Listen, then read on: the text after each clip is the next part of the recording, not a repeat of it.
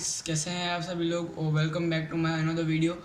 मैं हूं आदित्य उसनी और मेरे YouTube channel the study page पर आप सभी लोगों का स्वागत है। आज हम स्टार्टअप साइंस क्लास 8 का जो सेकंड चैप्टर है माइक्रो ऑर्गेनिजम्स ये करने वाले हैं। तो दोस्तों, अगर आपको मेरी वीडियोज़ अच्छी लगती है तो मेरे वीडियोज़ को लाइक कर दीजिए, मेरे चैनल को जो है सब्सक्राइब कर दीजिए और जितना हो सके उनको शेयर कर दीजिए। और अगर आपको कोई डाउट्स होते हैं तो जो मेरे कमेंट सेक्शन है उसमें जो अपने डाउट्स उनको पोस्ट कर दीजिए, मैं अपनी पूरी कोशिश करूँगा उन्हें सॉल्व करने की। तो चलिए दोस्तों स्टार्ट करते हैं। The world is full of living things that are too small to be seen with an unaided eye. They can only be seen using a microscope. They are called microorganisms or microbes. Before the microscope was discovered, nobody could see microorganisms. Major groups of microorganisms. There are 5 major groups of microorganisms. These are first bacteria, second fungi, third alga, fourth protozoa, fifth viruses. यानी जो हमारा जो world है इसमें जो है, जैसे हम जो ऑर्गेनिजम्स हैं हम तो बड़े साइज में, लेकिन हमसे छोटे जो है बहुत ही अलग तरह की जो है प्रजातियाँ हैं लिविंग ऑर्गेनिजम्स की, जिनको हम नहीं देख सकते। तो इनको मतलब क्या है, हम जैसे माइक्रोस्कोप से हमको देखना होता है, हम अनएडेड है यानी बिना किसी इंस्ट्रूमेंट के हमको जो है वो दिखाई नहीं देते। तो इनको बोलते हैं माइक्रो ऑर्गेनिज्म। माइक्रो का मतलब होता है स्मॉल और ऑर्गेनिज्म के पीछे जोड़ दिया है, जो मतलब लिविंग ऑर्गेनिज्म होते हैं इसका ऑर्गेनिज्म यानी माइक्रो ऑर्गेनिज्म यानी स्मॉल ऑर्गेनिज्म, इनको माइक्रोब्स भी बोलते हैं। और जब तक माइक्रोस्कोप इन्वेंट नहीं हुआ तब तक जो है माइक्रो ऑर्गेनिजम्स को कोई देख नहीं पाया था। Most microorganisms can are completely harmless and some are even useful to us, but a small fraction is responsible for causing diseases. These disease causing microorganisms are called germs or pathogens. When your parents tell you to wash your hands before eating food, they are telling you to get rid of the germs sticking to your hands. दोस्तों, यहाँ पे जो है हमारे major groups जो होते हैं micro organisms के, उनके बारे में जो डिस्कस करा गया है, तो उसके 5 मेजर ग्रुप्स होते हैं माइक्रो ऑर्गेनिजम्स के, जिनको डिस्कस करेंगे। पहला है बैक्टीरिया, दूसरा है फंगी, तीसरा एल्गा, चौथा प्रोटोजोआ और पांचवा वायरसेस। ये 5 अलग तरह के जो है माइक्रो ऑर्गेनिजम्स है और यही जो है ज़्यादातर पाए जाते हैं। जो ज़्यादातर जो माइक्रो ऑर्गेनिज्म होते हैं वो कम्प्लीटली जो है हार्मलेस होते हैं, यानी वो उनको हानि नहीं पहुंचाते हैं। और उनमें से जो छोटा सा पार्ट है वो हमारे काम में भी आता है, यूज़फुल होता है। लेकिन उससे भी मतलब थोड़ा सा और छोटा पार्ट जो है वो क्या है, वो जो है डिजीज़ फैलाता है, बीमारियाँ फैलाता है। और इसी प्रजाति को जो डिजीज़ फैलाती है उनको जो है बोलते हैं जर्म्स या फिर pathogens. Bacteria, singular bacterium. First, bacteria are single celled unicellular organisms. जो सिंगल सेल्ड जो ऑर्गेनिज्म होते हैं उनको यूनिसेलुलर भी बोलते हैं। इसको जो है हम याद रखेंगे, टिक द ग्रेड में आ सकता है। Second, they are larger than viruses. Third, there are 3 main types of bacteria, rod shaped, spherical shaped and spiral shaped. यानी जो बैक्टीरिया होते हैं ये जो है मल्टी सेलुलर नहीं होते हैं, ये सिंगल सेलुलर होते हैं यानी यूनिसेलुलर होते हैं। दूसरा क्या होता है कि जो वायरसेस है उनकी जो कंपैरेटिवली जो है ज़्यादा बड़े होते हैं साइज़ के अंदर। और तीसरा, इनकी जो बैक्टीरियाज होते हैं इनकी जो होते हैं 3 types, rod shaped, spherical shaped and spiral shaped. और यहाँ पे जो है इनके जो है रॉड शेप्ड ये है, स्फेरिकल ये है और स्पाइरल शेप के जो है बैक्टीरियाज अलग अलग। Fungi, singular fungus. Fungi are unicellular और multicellular. Mould, mushroom, penicillin, aspergillus. Multicellular fungi are made of microscopic threads called hyphae. Second, they feed on decaying organic matter, saprophytes, or in the body of the living organism, parasites. यानी जो fungi होते हैं ये भी जो है unicellular होते हैं यानी सिंगल सेल्ड होते हैं। और क्या जो यूनिसेलुलर का जो एग्जांपल है ये यीस्ट है, और ये मल्टीसेलुलर यानी एक से ज़्यादा सेल के भी जो है हो सकते हैं, जैसे ब्रेड, मूल, मशरूम, पेनिसिलिन, एस्परगिलस। ये सारे फंगी जो है 2 या 2 से ज़्यादा सेल्स के बने हुए होते हैं। Multicellular fungi are made of microscopic threads called hyphae. और जो मल्टीसेलुलर यानी जो 2 या 2 से ज़्यादा सेल से बने जो फंगीज होते हैं ये मैक्रोस्कोपिक थ्रेड से बने होते हैं जिनको बोलते हैं हाइफी। और ये जो फंगीज होते हैं डिकिंग ऑर्गेनिक मैटर, यानी जो सड़ता हुआ जो मैटर होता है इसको कंज्यूम करते हैं, और जो सड़ते हुए ऑर्गेनिक मैटर कंज्यूम करते हैं उनको बोलते हैं सेप्रोफाइट।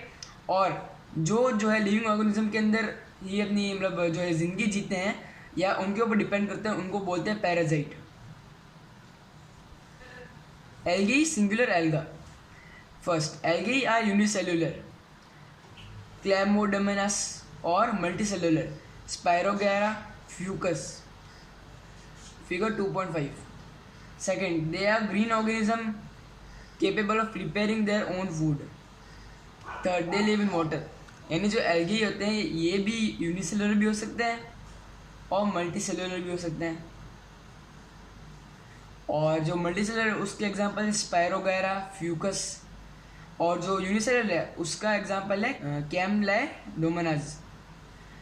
ये जो होते हैं ग्रीन ऑर्गेनिजम्स होते हैं प्लांट्स की तरह, और इनमें जो है कैपेबिलिटी होती है खुद का खाना बनाने की, यानी ऑटोट्रॉफिक होते हैं, खुद का खाना खुद बनाते हैं।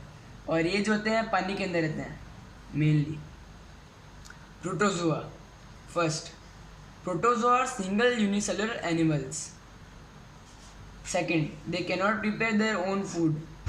Third, their examples are amoeba, paramecium, trypanosoma, plasmodium. यानी जो प्रोटोजोआ होते हैं ये यूनिसेलुलर एनिमल्स होते हैं, ये खुद का खाना खुद नहीं बना सकते, यानी ये हेटरोट्रॉफिक होते हैं न्यूट्रिशन में, यानी दूसरों पर डिपेंड करते हैं। इनके एग्जांपल है अमीबा, पैरामीशियम, ट्राइपैनोसोमा और प्लाज्मोडियम। ये फिगर 2.6 में दिए हुए हैं। Viruses. First, viruses are the smallest of all organisms, much smaller than a bacterium.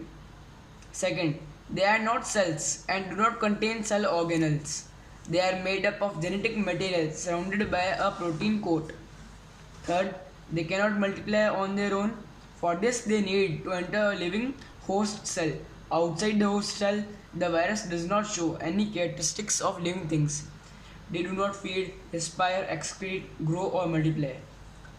Virus है, ये जो होते हैं ये सबसे ज़्यादा छोटे माइक्रोऑर्गेनिजम्स होते हैं। सबसे ज़्यादा छोटी जो प्रजाति होती है वायरस। ये बैक्टीरियम से तो बहुत ही ज़्यादा छोटे होते हैं, और ये जो है ये सेल्स नहीं होते हैं, और उनके जो है सेल ऑर्गेनल्स भी नहीं होते, यानी ये सेल भी नहीं होते हैं, ये सेल नहीं होते, और इनके अंदर सेल ऑर्गेनल्स भी नहीं होंगे, क्योंकि अगर सेल नहीं होंगे तो सेल ऑर्गेनल भी नहीं होंगे। ये जेनेटिक मटीरियल से बने होते हैं जिसको प्रोटीन स्पाइक से सराउंडेड किया जाता है, प्रोटीन कोट से। ये जो है खुद से मतलब जो है रिप्रोडक्शन खुद से नहीं कर सकते, यानी ये खुद को मतलब जो है बिना किसी होस्ट के अपना रिप्रोडक्शन नहीं कर सकते, अपने खुद पे निर्भर होके रिप्रोडक्शन नहीं कर सकते। अगर उनको रिप्रोडक्शन करना है तो उनको एक लिविंग होस्ट सेल यानी एक लिविंग होस्ट ऑर्गेनिज्म के अंदर एंटर करना होगा, और जब तक ये अपने किसी लिविंग होस्ट को कैप्चर नहीं करते तब तक ये किसी भी लिविंग थिंग का जो है कैरेक्टरिस्टिक शो नहीं करता। ये कभी मतलब जब तक ये किसी लिविंग होस्ट में नहीं जाएगा, खाना नहीं खाएगा, ये फीड नहीं करेगा, रिस्पायर सांस नहीं लेगा, एक्सक्रीट नहीं करेगा, कुछ भी ग्रो भी नहीं करेगा, और नहीं मल्टीप्लाई रिप्रोडक्शन भी नहीं करेगा। Where do microorganisms live? Microorganisms are found everywhere in nature, like in air, water and soil, on the surface of objects and living organisms, inside the bodies of animals including humans, and in dead and decaying organic matter. यानी जो microorganisms होते हैं ये हर जगह पाए जाते हैं, air के अंदर, वाटर में, सॉइल में, किसी भी ऑब्जेक्ट चाहे लिविंग हो चाहे नॉन लिविंग हो उसके सरफेस पे मिल जाएंगे, बॉडीज़ ऑफ एनिमल्स के अंदर मिल जाएंगे, ह्यूमंस के अंदर भी मिल जाएंगे, और डेड और डिकिंग यानी जो मरा हुआ और सड़ रहा गल रहा है मैटर है उसके अंदर भी मिल जाएंगे। They can survive in all types of environment ranging from ice cold climate to hot springs and dry deserts to marshy places. यानी जो माइक्रोऑर्गेनिजम्स होते हैं ये हर तरह के एनवायरनमेंट में रह सकते हैं, क्योंकि ये अपने आप को उस तरह से जो है अडेप्ट कर लेते हैं। और ये जो आइस कोल्ड क्लाइमेट है एकदम ठंडे इलाके वहाँ पे भी मिल जाते हैं, गर्म इलाकों में भी मिल जाते हैं, जो ह्यूमिड इलाके होते हैं जहाँ पे बहुत ज़्यादा उमस होती है वहाँ पे हर जगह पे जो है ये मिल जाते हैं। यहाँ पे मेन पॉइंट्स होस्ट सेल, इनकी जो डेफिनेशन है ये एग्जाम में आ सकती है। Host cell. A host cell is living cell invaded by or capable of being invaded by an infectious agent. Such as a bacterium और अ वायरस। होस्ट सेल क्या होता है? होस्ट सेल ऐसा लिविंग सेल होता है, यानी जिंदा cell जो एक जो है माइक्रोऑर्गेनिज्म के द्वारा जो है कैप्चर कर लिया गया है या फिर कैप्चर किया जा सकता है इन्फेक्शनस एजेंट या फिर किसी माइक्रोऑर्गेनिज्म से, जैसे बैक्टीरियम या फिर virus. Genetic material. The genetic material of an organism refers to the material found in the nucleus which plays an important role in the inheritance of characters, transfer of characters from their parents to the offspring। तो जो genetic material होता है organism में, ये उस material को refer करता है जो कि एक सेल के न्यूक्लियस में पाया जाता है, और इसका जो रोल होता है वो ये होता है कि इनहेरिटेंस ऑफ कैरेक्टर्स, यानी आपने देखा होगा कि जैसे कोई बच्चे होते जो अपने दादा दादी पे गए होते हैं या मम्मी पापा गए होते हैं, जिनका किसी का नाक मम्मी पे गया होता है, किसी का जो है आंखें पापा पे गई होती है, किसी के बाल दादा दादी पे गए होते हैं। तो जो है इनहेरिटेंस ऑफ कैरेक्टर्स, यानी जो पेरेंट्स है उनके जो कुछ कुछ कैरेक्टर्स है वो जो है उनके जो है ऑफ स्प्रिंग में आ जाते हैं। ये जो जेनेटिक मटेरियल है उसका काम करता है, ये सेल के न्यूक्लियस में पाया जाता है एक सेल के, और इसका रोल होता है inheritance of characters.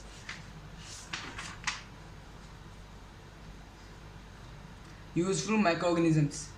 Human beings have been using microorganisms for years to produce food items such as curd, bread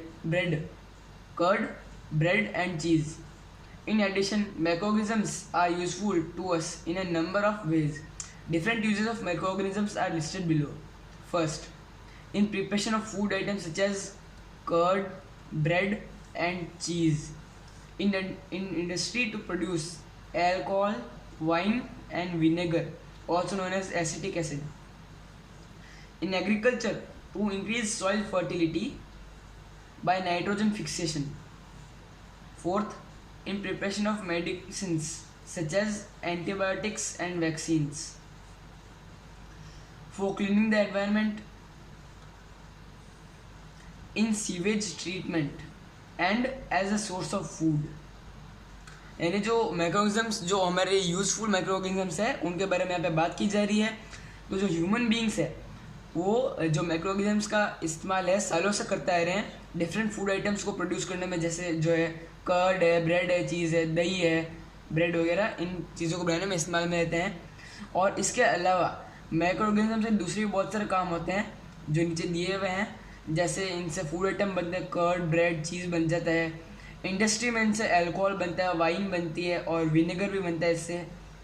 और जो एग्रीकल्चर है उसमें सॉइल फर्टिलिटी जो है ये इंक्रीज़ करने के लिए काम में आते हैं, क्योंकि जो है ये हमारे जो पल्स क्रॉप्स होते हैं, जो दालों के क्रॉप्स होते हैं, उनके जो रूट्स होती है उनमें होते हैं रूट नोड्यूल्स, जिसके अंदर जो है एक राइजोबियम नाम का एक बैक्टीरिया पाया जाता है, जो क्या करता है जो मिट्टी के अंदर जितनी भी नाइट्रोजन होती है उसे जो है एटमॉस्फेयर में जो है रिलीज़ कर देता है गैस के फॉर्म में, जिससे जो है प्लांट्स उसे यूज़ कर पाए और ग्रो कर पाए। In preparation of medicine such as antibiotics and vaccines, antibiotics में काम में आता है, वैक्सीन्स में भी काम आता है। इसका जो वीकेंड या फिर डेड फॉर्म है माइक्रोऑर्गेनिज्म का यूज़ किया जाता है वैक्सीनेट करने के लिए, इसको इम्यूनाइज करने के लिए। क्लीनिंग ऑफ एनवायरनमेंट, जितना भी जो हमारा डेड एंड डिकिंग मटेरियल होता है वो माइक्रोऑर्गेनिज्म जो है उसी को डिके करते हैं। और सीवेज ट्रीटमेंट में भी काम आता है, और सोर्सेज ऑफ फूड में भी जो है काम आता है, जैसे मशरूम है, ये एक तरह का जो है हमारा एल्गा है, ये आता है काम है। तो बैक्टीरिया का है जो है काम मेकिंग कर्ड, अभी एक्सप्लेन किया जाता है। Curd is made from milk, you may have seen your mother making curd for you at home. What does she do? She adds a little amount of curd to warm milk at night and keeps the vessel containing milk with curd in a warm place. By the next morning, the liquid milk turns into semi-solid curd. Once the curd is made, it is transferred to a cool place, otherwise the curd turns sour. Milk contains sugar called lactose, milk sugar.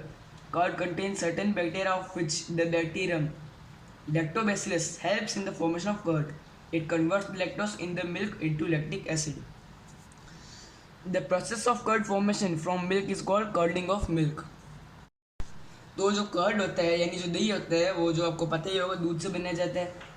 पहले दूध को हम थोड़ा सा गर्म कर देते हैं गुनगुना, उसके अंदर थोड़ा सा जो अगर गर्मियाँ हैं तो थोड़ा कम डालते हैं, सर्दी है तो थोड़ा ज़्यादा दही डाल के इसको अच्छे से मिक्स करके इसको छोड़ देते हैं। सुबह जब दही बन जाता है उसको फ्रिज में रख देते हैं। लेकिन आप उसको फ्रिज में क्यों रखते हैं? होता कुछ ऐसा है कि जब दूध होता है, दूध को जब हम गर्म करते हैं, दूध को हम गर्म इसलिए करते हैं ताकि जब हम दही होता है, दही के अंदर एक जो है बैक्टीरियम होता है जिसका नाम होता है लैक्टोबैसिलस। तो जो लैक्टोबैसिलस होता है, जब हम उसको मिल्क में जो है डालते हैं, तो ये जो मिल्क में जो एक शुगर होता है लैक्टोस, इसको जो करता है ये लैक्टिक एसिड में कन्वर्ट कर देता है। जिसको गर्म क्यों करते हैं हम?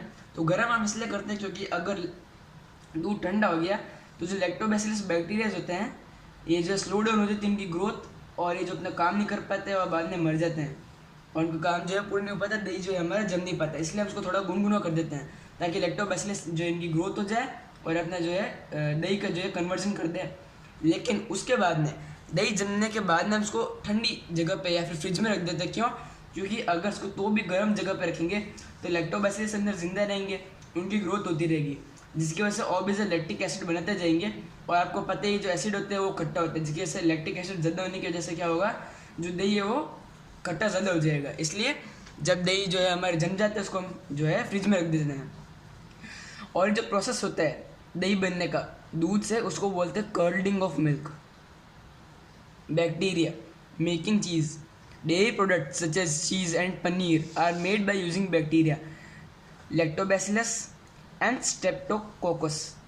In addition to bacteria, cheese manufacturers add a substance called rennet, which is obtained from the stomach lining of young cattle to increase productivity.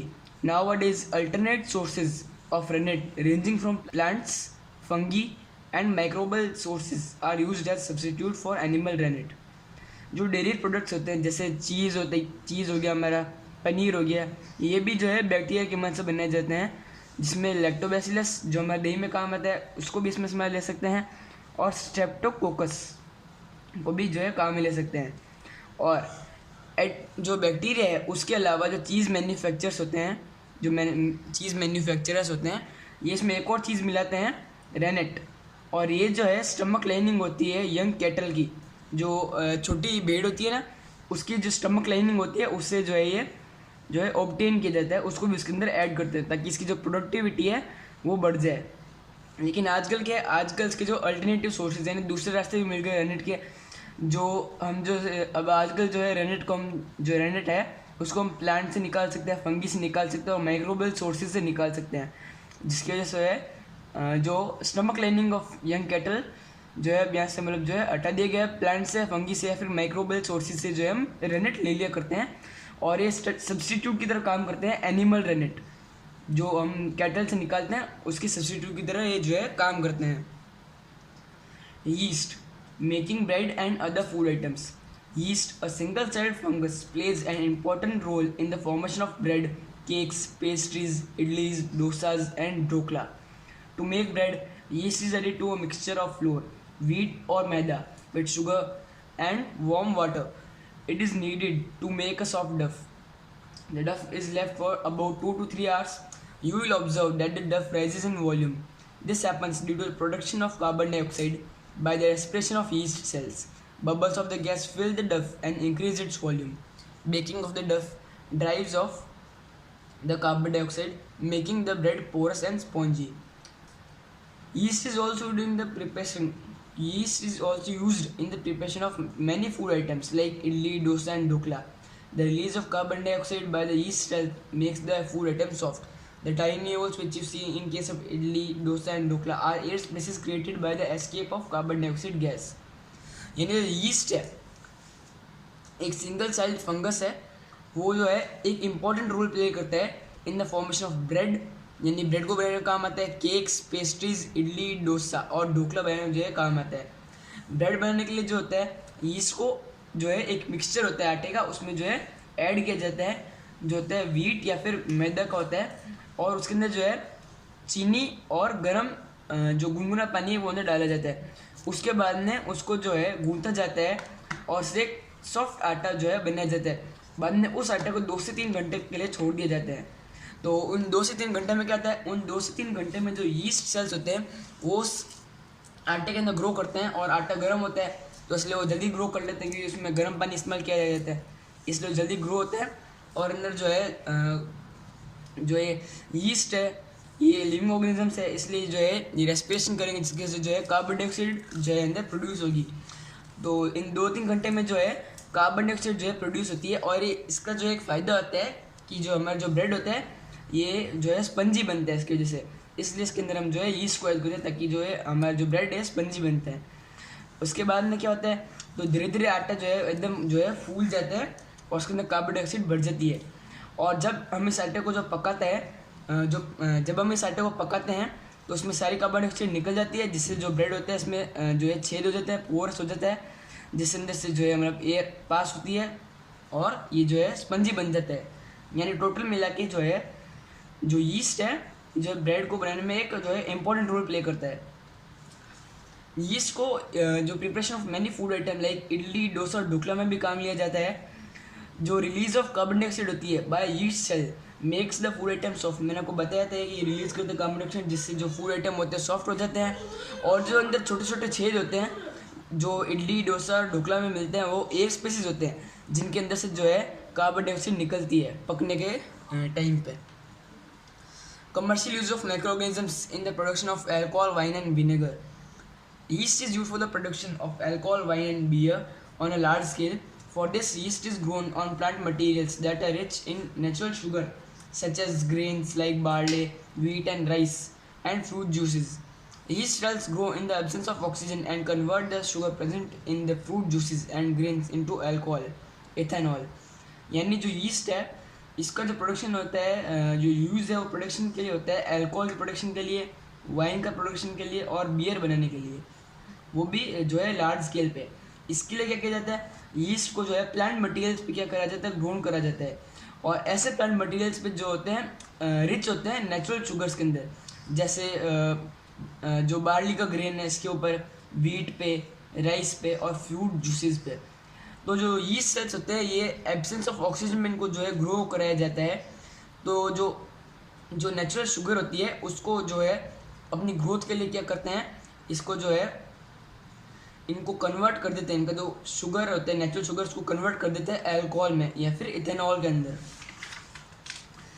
और ये जो प्रोसेस होता है कन्वर्जन ऑफ शुगर का, यानी जो शुगर है उसको जो है एब्सेंस ऑफ ऑक्सीजन में जो अल्कोहल बनाया जाता है, इस प्रोसेस को बोलते हैं फर्मेंटेशन।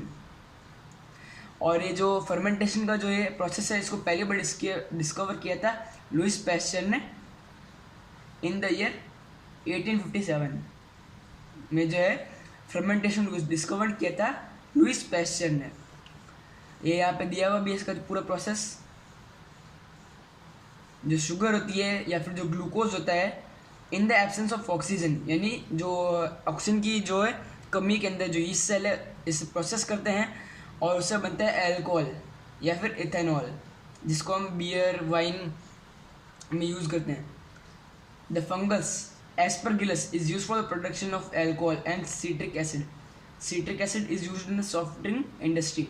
और जो फंगस होता है एस्परगिलस, इसका इस्तेमाल होता है प्रोडक्शन ऑफ अल्कोहल के लिए और सिट्रिक एसिड बनाने के लिए। और जो सिट्रिक एसिड होता है ये सॉफ्ट ड्रिंक इंडस्ट्री में जो है काम में आता है। Aerobic bacteria like acetobacter are used for the production of vinegar, acetic acid from alcohol.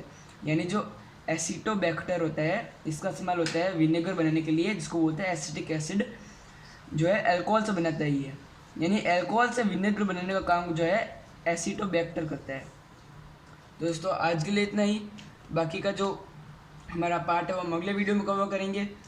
तो दोस्तों गुड बाय। और अगर आपको कोई भी डाउट्स हो तो मेरे कमेंट सेक्शन में ज़रूर बताइएगा, मैं उन्हें सॉल्व करने की पूरी कोशिश करूँगा। मेरे वीडियो को लाइक, सब्सक्राइब, शेयर ज़रूर कर दीजिएगा। Thank you.